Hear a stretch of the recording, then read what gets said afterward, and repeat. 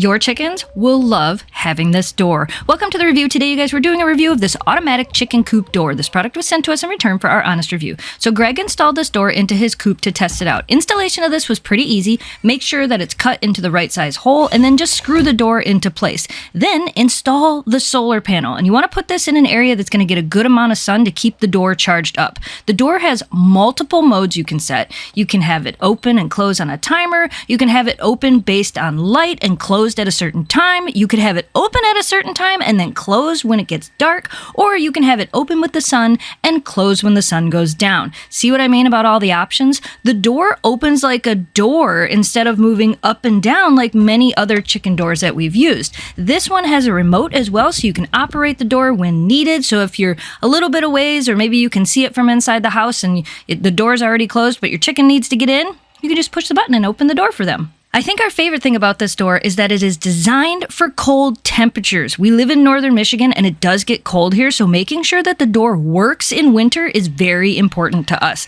Oh, and if by some chance the door isn't charged, you can easily turn this knob to open it. This is a really great chicken door. It was easy to install. It works in all seasons. It charges with the solar panel. It's going to keep your chickens safe from predators inside their coop. We recommend this.